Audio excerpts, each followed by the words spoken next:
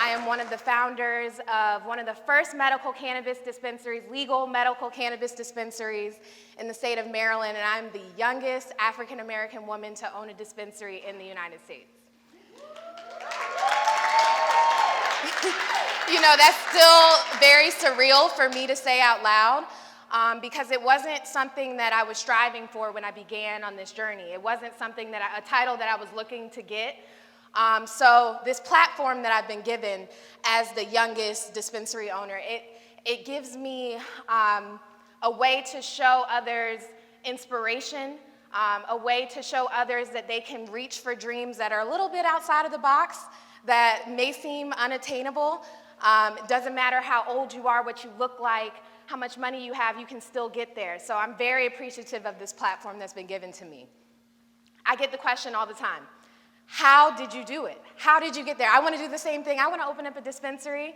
You know, cannabis, the legal cannabis industry is one of the fastest growing industries in the United States right now. According to Forbes, by 2027, this industry will be worth $57 billion.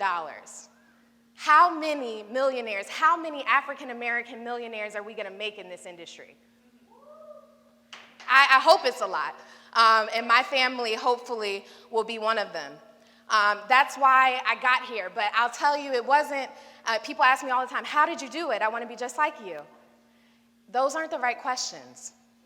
I didn't get here because it's where I knew I was going. I got here because my life experiences have literally guided me into my purpose. If you've ever studied psychology, you've probably heard of Dr. Viktor Frankl. Has anyone here ever heard of him before? Dr. Frankl was held prisoner by Nazis during World War II. And during that time, he came up with a theory that every moment of your life holds purpose, and every moment of your life can guide you towards your existence and your overall purpose. All of us strive to, throughout our entire lives, to be able to answer that question. Why am I here? What am I supposed to be doing with my life? How many of us honestly can say they know the answer to that right now today? Raise your hands if you think you know the answer. Wow, I mean, I thought at least one person would, but I'll tell you that probably up until about 3 years ago, I didn't know the answer myself. And I mean, still to this day, I'm still learning every day. But what Dr. Frankl says is that every moment gives you a chance to realize your purpose. But I want to take it a step further. I want to take it to those moments that brought you great suffering, those moments of trauma. I believe that that's where the true key to your existence and your purpose really lies. So, I want you to take a moment and think of one or two very traumatic moments in your life that you believe have shaped you to where you are today. Might be a hard thing to imagine right now off the fly. I want to share two moments with you that I've experienced that I believe have propelled me directly into my purpose. The first of which, honestly, it might be my first introduction into trauma, to be honest. I was 17. I grew up in Prince George's County, Maryland, which, if you're not familiar with it, it's one of the most affluent African-American counties in the nation. So I grew up in this little bubble. I was a pageant queen. I grew up doing competitive dance. I got great grades. I was like the type that was student body president. I was that girl. So my life was seemingly perfect up to that point. I remember sitting in my room, 17, summer before my senior year of college, so much opportunity ahead of me, and I remember hearing two loud bangs. I thought to myself, that couldn't be what I thought it was, not in my suburban Prince George's County bubble. Couldn't be what I thought it was. 2 seconds later, I heard my dad screaming my mother's name at the top of his lungs, and I knew exactly what had happened. My dad was shot. I was lost. I was confused. I had no idea why that had happened, if my dad was involved in something he shouldn't have been, or if my family was being attacked for some reason. All I knew is that here I was, 17-year-old Hope, with all this opportunity ahead of me, sitting at home in my $1 million home in Prince George's County. I heard gunshots, and then I see my father bleeding out on my kitchen floor. Now, fast forward, my father is alive and well. It was literally a freak accident, just a traumatic event that happened. But I remember feeling in that moment so much confusion, and I remember feeling so lost and confused on how something like this could happen to someone like me. That was literally what I was thinking. How could this happen to me? I don't live in a place where something like that should happen. I've never done anything to bring this type of trauma to my life. I don't understand. My parents have never done anything to bring this type of trauma into our life. I don't understand. That was the first lesson that I got out of it. It doesn't matter who you are, where you're from, how much money you have, how much money you don't have. It doesn't matter anything about your demographics. Trauma comes to you when life is trying to teach you a lesson, period. So that was the first lesson I got out of it. The second lesson I got out of it was when to turn off your emotion and when to turn on your logic. If you could imagine having a parent injured that way in front of you and having to care for them in that time, you get very emotional and you're scared. That adrenaline that's happening to you, it's hard for you to be effective in your actions in that moment. But I didn't have a choice. It was literally a life or death situation. It was either I was going to apply pressure to my dad's gunshot wounds or he was going to bleed out and die right in front of me. Those were my two options.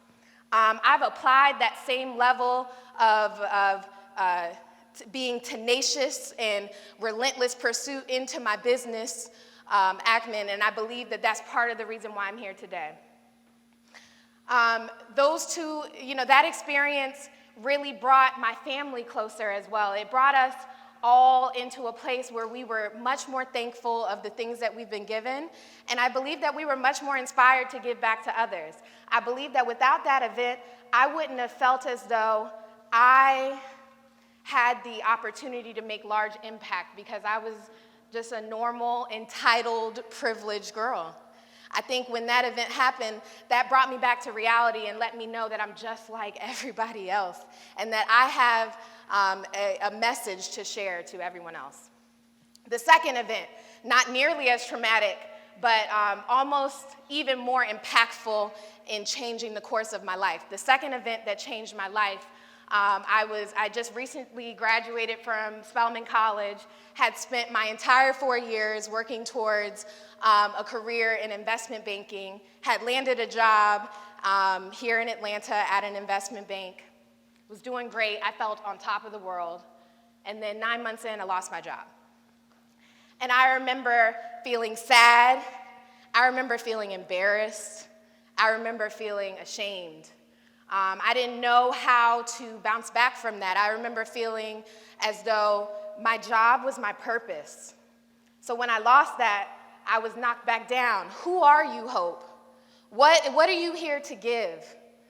I mean, you see, I was never that happy at work. I never thought that investment banking would bring inspiration and change. I never thought I'd be able to inspire other people and bring hope, even though I hate hope jokes, so I'm mad that I just even kind of told one. But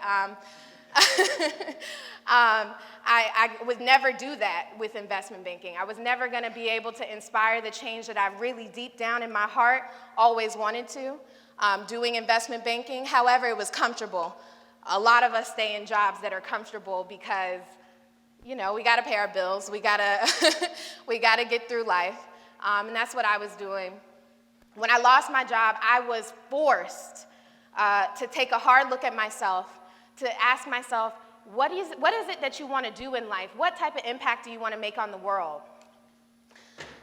I truly believe that had I not lost my job that day, I would not be the owner, one of the first African Americans and the youngest African American to own a dispensary. I wouldn't be doing that right now. I would have still been in my cushy job. I would have been moving up the ranks, but I would have been unhappy.